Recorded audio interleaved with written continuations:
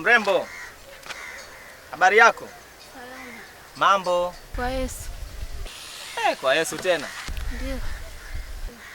Ila poa, mimi dada kuna jambo nilikuwa nataka nikuambie kidogo. Naomba unisikize hata japo kwa dakika 2-3. Kama hujaniambia jambo lako kuna nini unataka nikupe? Neno? Yes. Nipe mimi neno? Ndio. Neno tena? Ndio. Haya. Takusomea Biblia. Wakorintho 6:15. Neno linasema, je, hamjui ya kuwa miili yenu ni viungo vya Kristo? Basi nivitwae viungo vya Kristo na kuvifanya viungo vya kahaba? Kahaba, au sio? Sijamaanisha hivyo. Hizo dharau unaniletea. Kahaba hapa. Sijamaanisha hivyo. Sasa tukaomba. Umetoka kunipa neno tena tunakuja tunaomba na mimi nikikuomba jambo langu naomba unisikilize. Okay, poa. Tuombe. Omba. Baba, katika jina la Yesu Kristo wa Nazareti, nakuja mbele zako. Hapo nimetoka kwenye ibada, nimekutana na kijana huyu. Sijui ana malengo gani na mimi na ana mpango gani na mimi. Ulisema Bwana, wakusanyikapo wawili, wewe unakuwa upande wao. Naomba Mungu anayotaka kuyasema yawe yako.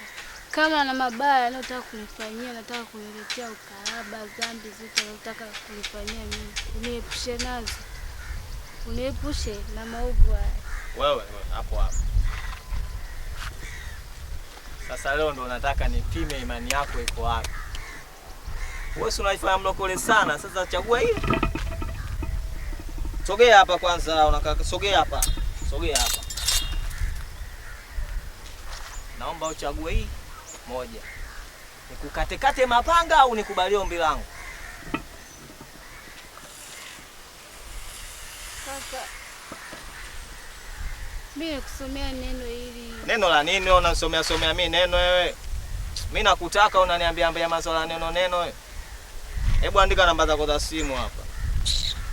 Kaka, andika namba zako za simu. Neno linasema. Wewe, usiniletee habari kama hizo wewe. Usiniletee ushamba kabisa. Hebu andika namba zako za simu. Andika namba za simu nitakutumbua utumbo ujue. Andika namba zako za simu. Usiniletee mambo ya ulokole mimi. Kaka, neno linasema. Wewe, usiniletee habari kama hizo wewe. Usiniletee ushamba kabisa. Hebu andika namba zako za simu. Acha neno. Nakukata mapanga hapa, hamna mtu yote atakayekusaidia hapa. Andika haraka, unashanga nini? Mimi nakutaka unaletea mambo lokole.